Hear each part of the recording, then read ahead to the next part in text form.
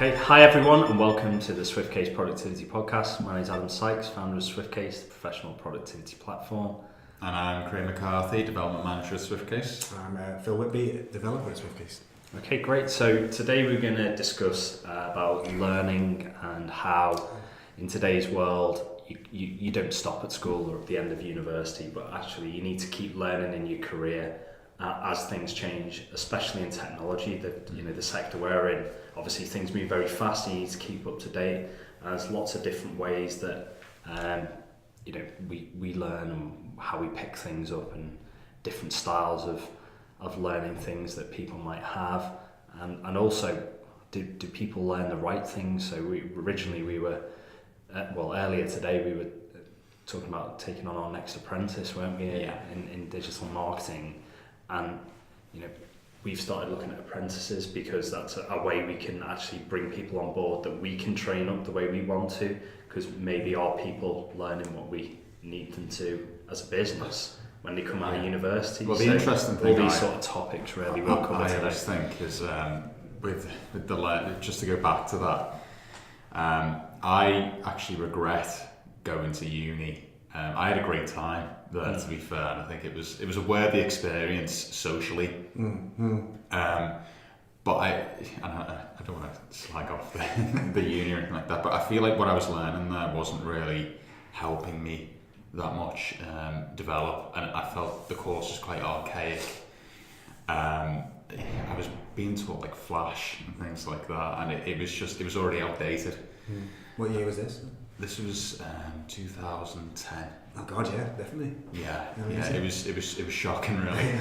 But then I started working in 2012, and the things I picked up, I felt like I learnt more in 3 months on the job than I did 3 years of lectures, which quite frankly I find quite boring. I prefer a more hands-on approach to learning, but that was me. It might not be the same for everyone else, but I think there's certain things that you just need to experience rather than sit there and get talked at for an hour, which I don't necessarily think is the best way to learn, to be fair. I think another thing about my degree, I think it was necessary because I wouldn't have access to the materials and expertise in biology, especially sort of molecular biology. It's not something I could practically learn at home. So for me, I think it was necessary to do the degree. And there are probably ways in which it could have been done better. It was the idea of things being lectures being the most effective way to teach, advanced learners, is still out for debate. It's quite a conservative approach in universities to still carry on doing that, and effectively a lecturer will come in, with his printed out slides, and then stand and talk about his printed out slides with very little interaction with maybe what could be 80 to 100 people. And if there was someone who interacted, everyone would roll their eyes because they just wanted it to be over. Yeah, exactly. But the practical side was great because there's no other way to get that. I'm sure your experience is similar. Yeah, mine was the same. So I did chemistry and pharmacology as my original degree. And it was the same. There's no way I could have done that by myself at home, with my own personal fume cupboard or something, access to all these chemicals that, and so on, and equipment. So it was necessary to go in, and I really enjoyed university. And I think it did teach me problem solving skills, and there was lots that I did take from it, but mainly probably from the practical side that we do, because we both doing science based courses. We were always in basically 9 till 5. I think there was only one day where we didn't. It wasn't like some of our friends doing different courses. They go, we only had 2 lectures today, and we're off the rest of the day. You're meant to be in the library learning other things yourselves, but that didn't really happen. But we were in the labs 4 days a week for 3 hours, at a time each afternoon. And then there's a write up to do. Yeah, exactly. So it was a full-time thing, but I think different people like different ways of learning. I know the learning styles thing is a bit disputed now. We've discussed that in the past, I think. But certainly I do think I did learn things from my degree, and I wouldn't have been able to do that without going to university. But then the job I do now is not related to my degree directly, but indirectly there were skills and things taken. But I agree, the lectures part of it we was talking about people giving presentations before, weren't we, before the podcast, about how I hate it when people come and give presentations and just basically read slides. Yeah, it's awful. Because if you're going to read slides, just don't bother lecturing. Just send me the slides beforehand. I'll read them and then I'll ask you questions of the bits I don't understand. It's like meetings, and you can isn't go it? into detail on those bits. Yeah, we've discussed it. It's the exact same as meetings, only there's even less involvement with the participants. Yeah, a lot of meetings turn into a lecture where Exactly. one person says, let's have a meeting because I've got something to dictate, like, you know, to disseminate to the rest of the room. It's like, well, actually, I mean, personally, I'd rather read it in my own time and maybe look some stuff up, because sometimes, you know, people telling you something, you've got to trust them that what they're telling you is true. And like, they might already know it. Yeah, yeah, exactly. And then you sat there for, you know, an hour. The first 40 minutes, you're telling people what they already know. Yeah, exactly. And people are either too proud or egotistical to kind of push themselves to a point where they will say, right, does anyone know this before we can move on to something else off the cuff? Now, one of the strategies I used in A-level, which I could actually use with some of the better classes from younger years, was something called flipping the classroom, where you'd give them all the materials for the lesson that you would usually lecture them. Like, so right now, like, oh, this is the subject of the day, I'll tell you what it is, and they sit there and immediately take it, and then maybe they'll answer some questions at the end, which is the traditional method. I would say to them, your homework is to learn these parts of the syllabus, and then when you come to lessons, I'm going to give you an hour's worth of questions, or 45 minutes worth of questions. You can do them based on what you've learned, and if you can't struggle, then consult me. Right? I like that. And then at the end, I will sit with each, because it was always a 2-hour lesson at A-level. They'd do the questions that would basically give them those skills to problem solve, and then we would then do a review with each one of them individually. At the end, say, well, where are the gaps in your understanding? And then I'll teach them those gaps. Yeah. It wouldn't be, here's everyone, let's spend half an hour talking about this concept that's really easy. Like DNA is made up of 4 bases. Yeah. You know what I mean? We'll do the questions and find out what you don't know and then focus on that. Yeah. And that was like the most, they all loved that. Because it meant that they weren't having that experience of sitting there. Yeah. Pretending to be with the other way as well. I remember I used to go to this. This was when I was really young. I went to this kids club, and what they do is they would read a story out, and at the end of the story, or they'd read something out. At the end of that, they'd ask questions, and then if you got it right, you'd win like lollipops and things like that. But I found myself, rather than listening to the story, I'd be trying to pinpoint, okay, she's going to ask about that. Yeah. So I was trying to remember that one thing. That's interesting. And it was like this whole anxiety about it. Yeah. And then I was just waiting for that question to come up. I was like, but I didn't take anything else in. That's really interesting. Yeah. And I feel like there's a lot of that in what you just said. Really. Yeah. It's actually there's good evidence that like rewards based incentives are counterproductive. It's in all kinds of behaviours. So if you say to some, like, if you notice a child being benevolent or selfless, and then you reward them for that, then it actually stamps out the selfless behaviour. So, which is kind of counterproductive, because you think as an incentive, a reward should be then cultivate behaviour, but it doesn't. And it's the same with learning as well, exactly for that reason, because you don't actually know what they're focusing on. The selfless act is the reward in itself. Do you know what I mean? So if you then change it to, they'll stop doing it unless they have the incentive for a reward. Well, in saying that though, there's proof or evidence about gamification working, to improve things. But I suppose that's more the competition aspect of it. That's rather than the reward itself, it's you versus someone else, and that's how that sort of plays. Those things work in the classroom very well. Groups against each other. And then that's why it works for things like Stack Overflow on the internet. It's because you can't see them, so you have to kind of imagine your competitor. And if they're not there, then you probably have no incentive. Exactly. So I think gamification, but I can see how you start building up an expectation of a reward. But I mean, do you think that some things we learn in school are, pretty pointless? That sounds like yes. But there's one thing. Do you mean subjects or just topics within the subject? Topics within the subject. Well, subjects. No, I can't, to be honest, I love all subjects. I was at school. I liked every subject. I'm kind of like quite broad in what I'm interested in. So everything from music to geography to science. You know, I quite like learning about anything. I just like learning things. I mean, I like learning religious education, even though I was convinced atheist. I still loved learning. You know, I still remember the New Testament and everything from school, and I gave that just as much attention. It's important. We had trouble with our class, which I won't go into now, but we didn't end up doing RE in the end. We actually had, our class was withdrawn from doing the subject. Disprove the existence of God. Potentially.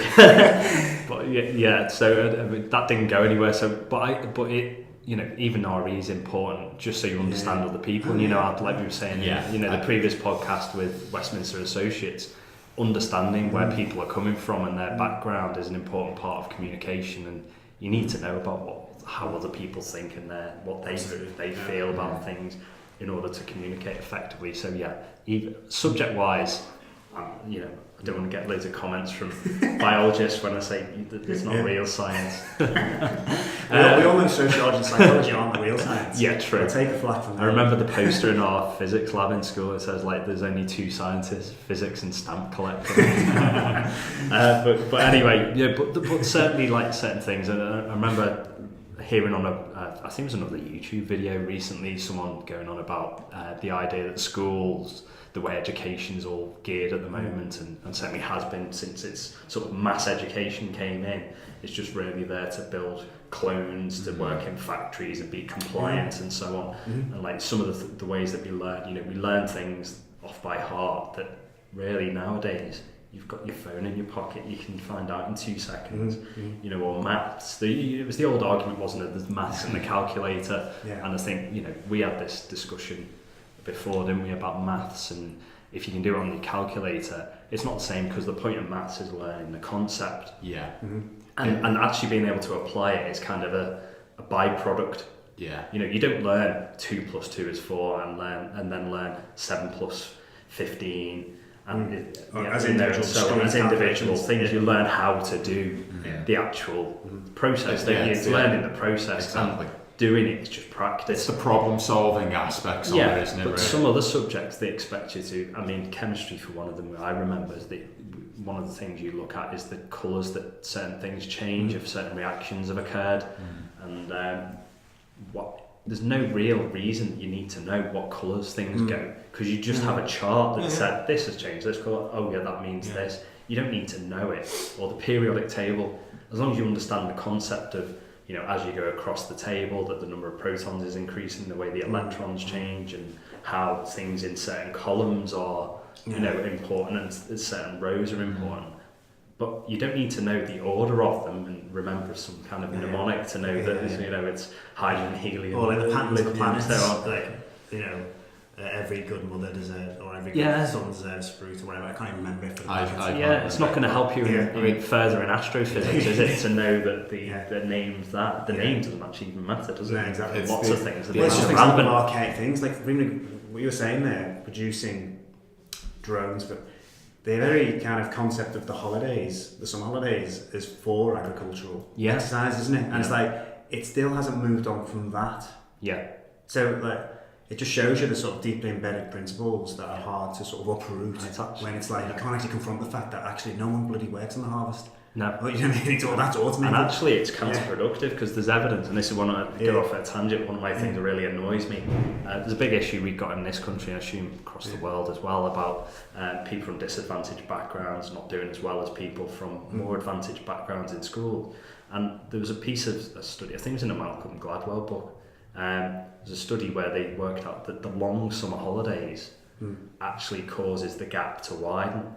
So what would happen is you're a middle class family, and you have this nice 6-week holiday that we have in the UK, and you take your children to museums, you go out for the day, you go on foreign holidays, there's books in the house that they can actually access, and you might, you know, things like that.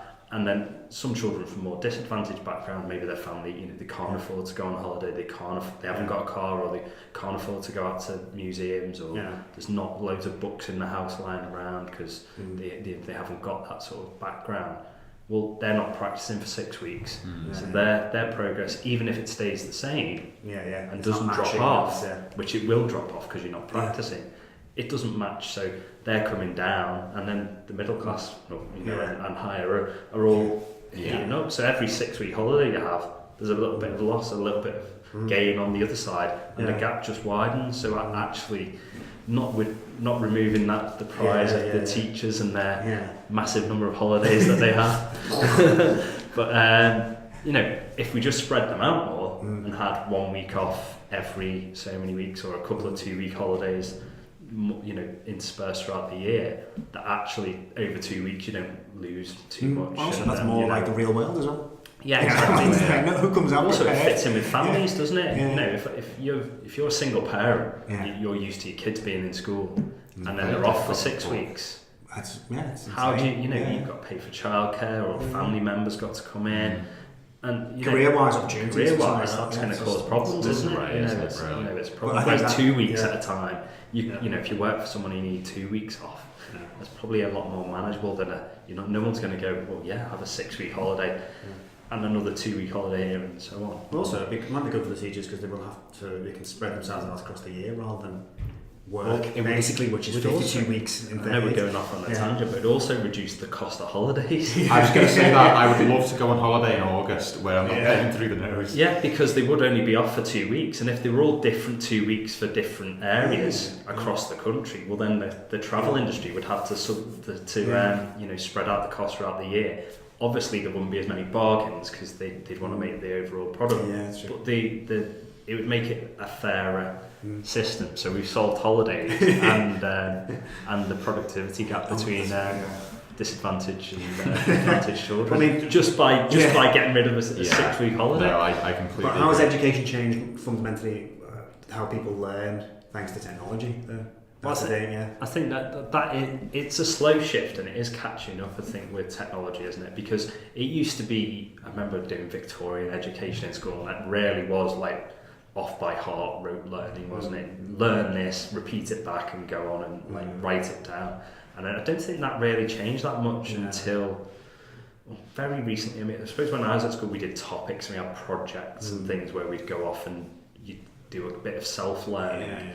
But when I was sort of like the end of school, was kind of like, I don't really remember the Microsoft Encarta days, just before the internet. Just before the internet, it was kind of, you got all this information on the CD. And you could kind of search this CD and you could learn stuff. Me and my niece always used to sit down and we'd put it in. Wait for it to load. Yeah, it'd be insane. It was amazing then. But the problem you got then was, if a teacher asked you to do a project or a thing about it, all you had to do was go on Encarta, get the page up about Queen Victoria or whatever it is, and I'd copy and paste it or reword it.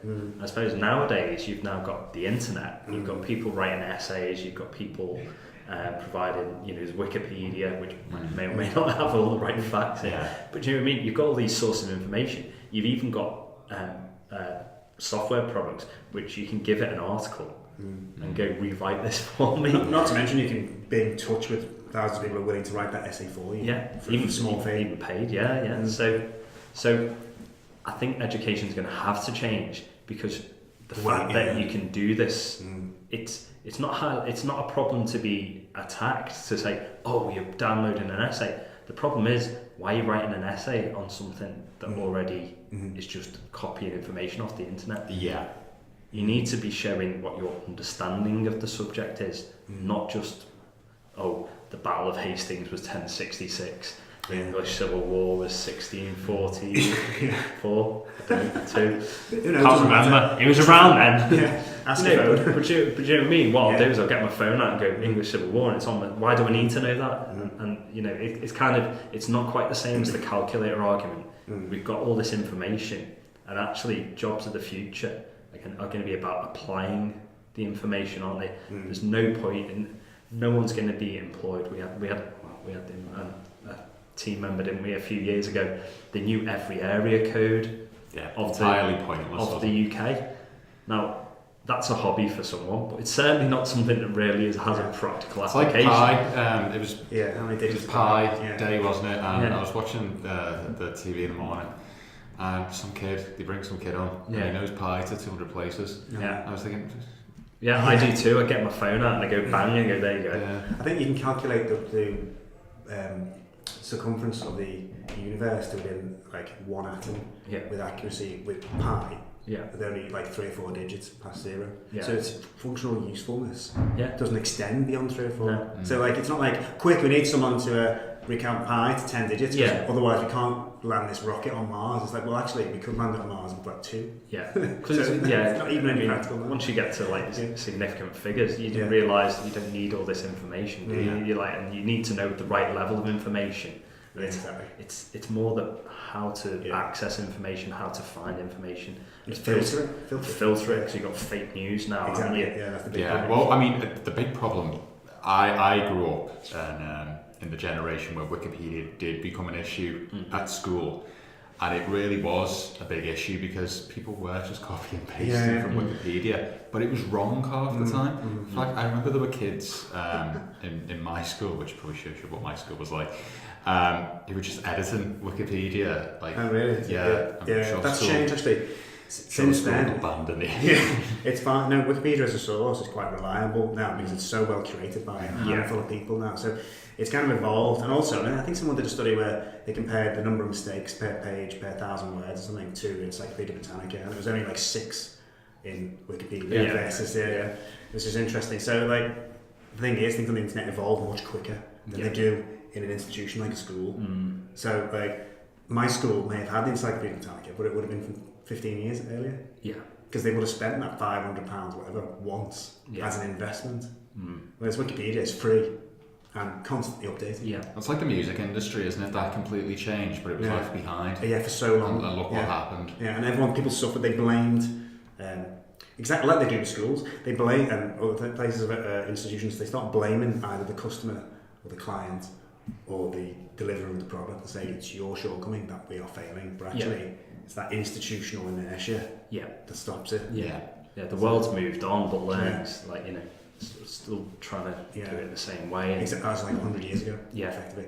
In fact, there are so many competing viewpoints. The real problem is that there are competing viewpoints about what education should be. Should it be preparing you for university to be a scholar, or should it be preparing you for life to be able to calculate your bills? Right, and there's very perfectly valid justification, or even third way, we need to produce people who will vote judiciously, right? So we get the appropriate government in. So there are these sort of 3 competing viewpoints about the purpose of education that are constantly pulling it in different directions every year. Every few years, it's like, actually, you'll hear it every time in the news. It's like, education should be about producing a branded individual. And then it's like, but if we want to compete on the world stage, we need to produce better experts. And they are mutually exclusive in terms of constructing the education. Exactly. So it may even be not necessarily that technology is interfering with it, or I think education has always had a problem with prioritising what it itself is for. And that's never. I don't think that's going to change whether we change fundamentally the technology or how education is delivered. That war between ideologies is always going to exist. I think so. Yeah, definitely. And I mean, like we said before about the producing compliant workers. I mean that has a justification. It does. But as automation comes in, they're exactly the type of role we don't need anymore. We need the people who are creative thinkers. We need the people who can, think outside the box. I don't really like that term, but you know what I mean. We need those types of people who do think differently. And like Steve Jobs. So we can't carry on in the same way as we always have done. And I think the fact that we've got all this information to hand means that it's a fundamental shift on the amount of information that's there. We can't still be teaching in the same way. Be measuring how they become effective as learners. Because they can cheat it very easily. Great. Okay. So I think I enjoyed that. So we solved it all. We solved it all. So in today's episode, we've got you cheaper holidays in the summer, and also we've helped you to learn things, and we've also narrowed the gap between disadvantage and advantage. So you saved the world. That's quite. We saved the world in 25 minutes. So hope you've enjoyed listening to our podcast about learning today. My name is Adam Sykes, founder of SwiftCase, the professional productivity platform, as always, and hope you've enjoyed our podcast today. And if you want to learn more about what we do, then head over to our social networks. We've got Twitter at SwiftCase UK. We're also available on Instagram, YouTube, Facebook, and LinkedIn as well. And head over to swiftcase.co.uk to learn more about what we do.